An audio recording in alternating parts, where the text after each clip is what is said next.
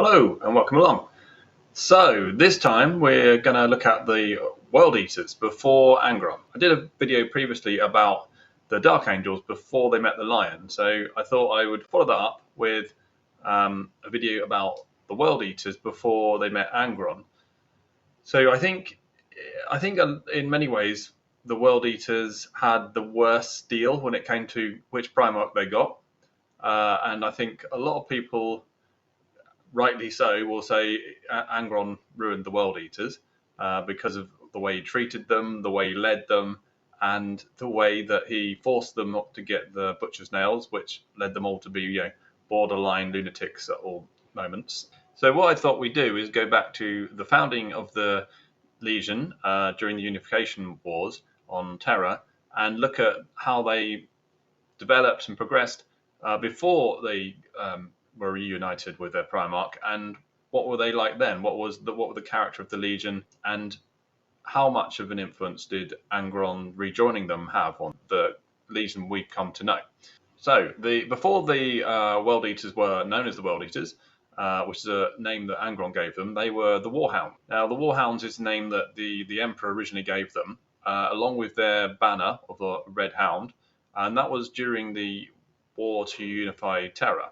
Now, at that point, the Legion were not Legion of Strength. They were very small numbers, and as were all of the Legions except for the Dark Angels, and they were used in small numbers for special missions, essentially, to sort of learn what their capabilities were and give them time to build up the numbers, but also use them in ways that best suited them. So the War Hounds, as they were known, were basically specialized assault troops. Now, that's maybe a bit of an oversimplification, but that's essentially what they were. They were used to strike the enemy, to break them in very ferocious, aggressive assaults where you just needed to break a deadlock, smash through a line, and that's what they became specialized in. Even this early, back in their very formative years, they had that already, that characteristic, and that obviously is something that stayed with them and right through to the time of Angron. Once the Unification War was over and the Emperor wanted to expand out into the solar system, he seems to have kept them somewhat in reserve and not used them that much. So they don't seem to have a great history of fighting during that period. But it's suggested that they may have been used as a kind of a mobile reserve, ready to strike any breakthroughs or potentially any rebellions from loyal troops. So if the Imperium had an issue to deal with, internal issue to deal with, then they may have been used as a reserve to strike that and eliminate that issue. Perhaps because they were relatively small in number still, but also renowned for their ferocity and courage. And some ways, a similar way to the Space Wars might be considered in the broader, sort of later times in the Imperium. And the wars themselves, the Space Wars, were kind of had this reputation of being used to eliminate internal threats. And it's believed that maybe that the War Hounds were used in this way in this very early period. So I should say their Legion Master at this time was a man called Ibram Greer. Now, I'm pronouncing that as Greer because it has an H in it. I'm assuming that H is silent. But Ibram Greer was their first master, who basically is not much known about him, but essentially he just stood out amongst the early recruits and grew to become their leader. Once the Great Crusade kind of got underway fully, and the Imperium was expanding out from the solar system into the rest of the galaxy to try to reconquer all the lost human worlds, the Legion kind of began, again, even though it was now bigger, and you might start to consider it an actual Legion when it had Astartes numbering in the tens of thousands. It was broken up and used in small groups generally, again used as a kind of a mobile reserve, where they would be used to break the deadlock in conflicts that had started to become static, and maybe they just needed something to just bash their way through and make something happen. So they were renowned for both being very courageous, and they would never run or never not take on a task, no matter how unlikely they were to win. And they were also renowned for being extremely ferocious, and so they were used as a specialized shock weapon essentially, and they kind of started to develop such a reputation that the expeditionary fleet that the largest one of these small groups of War Hounds was in, which was about 8,000 of them, started to be known as the Bloody 13th because they caused so much collateral damage essentially. So whenever they would attack a world, they did end up killing quite a lot of civilians, and they even got to the point where they started to get to a reputation for killing their own allies if they thought that those allies had let them down in some way. So if an imperial army unit was with them and that they didn't seem to fight hard enough, God forbid that they actually ran away. I mean, they were dead basically. But it wasn't even that level. They didn't need to just run away. They didn't need to give up. Obviously, they had this reputation of hating cowardice, but they also, just not fighting hard enough would be enough reason for them to wipe out an ally. So as you can imagine, that started to get them a reputation where you didn't want to be posted to be working with the Warhounds. So a bit like, again, we'll go back to the video I did on the Dark Angels early days. People were not happy to be working with them because they had such a terrible reputation of actually killing their allies.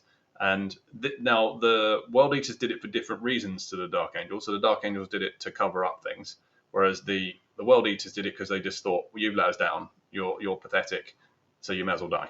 And also they did it because sometimes they just lost control of themselves. And now this is something that we associate with the Angron period with the World Eaters, where they can't help themselves because of the Butcher's Nails. But actually, even before they got the Butcher's Nails, before they had Angron as their leader, they still had moments where they just lost control of themselves, and they either killed civilians or unnecessarily, or they killed enemies who surrendered, or they killed allies who just were not up to their standards. And so they, like I say, they got this reputation, and they started to then attract around them other troops that also had similar reputations and sort of be grouped together with them in this expeditionary fleet known as the Bloody 13th. And that group started to then be used pretty much exclusively for missions where you just wanted to annihilate an enemy and you didn't care about collateral damage, because if you did, you wouldn't send these guys, because they would basically, something was always going to go wrong and you would turn a civilian population against you when actually was no need to. So long before Angron and long before the Butcher's Nails, they had already developed this character of being unnecessarily brutal, uncontrollable, unreliable, savage. Essentially, all of the things that you think of when you think of World Eaters, the Warhounds already were. So I think it's interesting that, because a lot of the kind of maybe some of the fan fiction and some of the ideas that are put out about them is that Angron did this to them, and that the slavers on the world he landed on did it to him, and that he wouldn't have been like that had he not had the Butcher's Nails, enforced on him.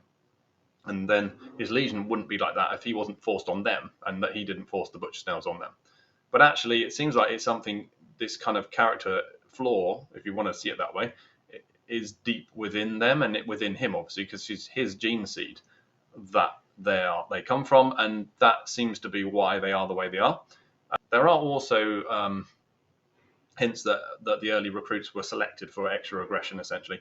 Obviously, they had a lot, when you're starting off, 20 legions, they had a lot of recruits that they basically were all being recruited from Terra. So they would just, from the recruits that are available, they would say, well, you're going to go into this legion, or you're going to that legion.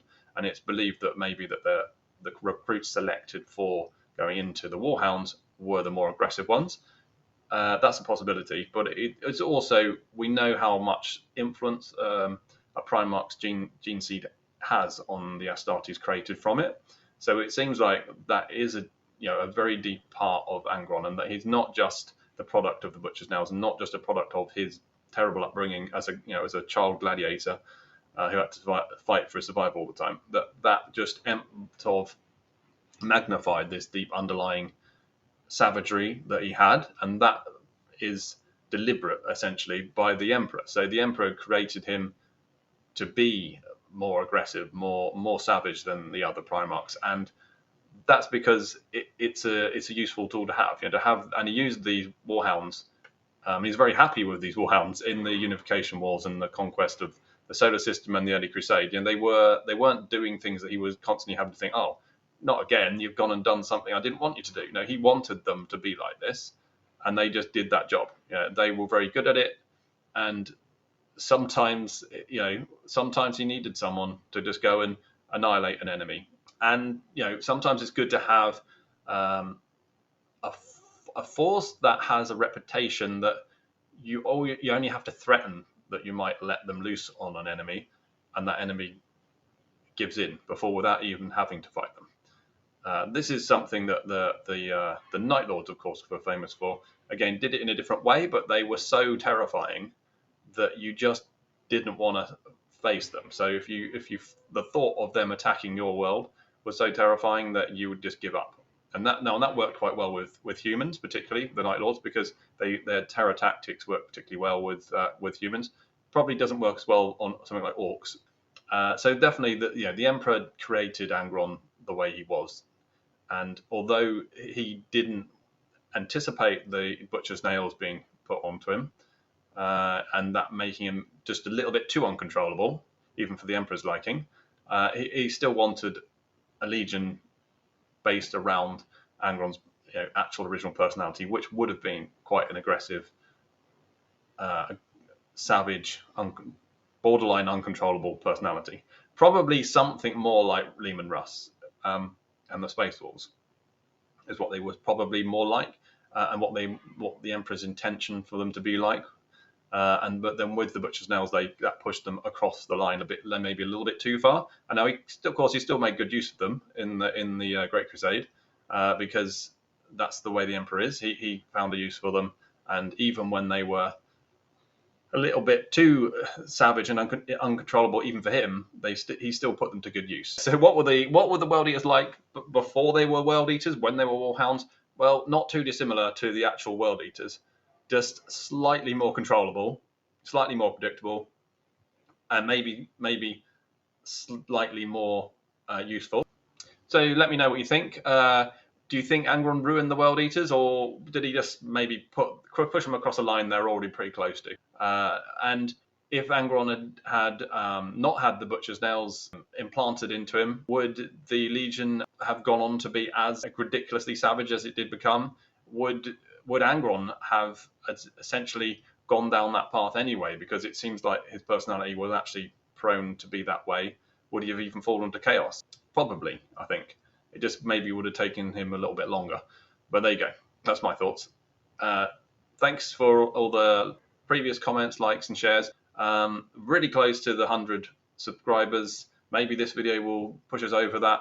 And if we do, then I might start using the community page and put some polls up.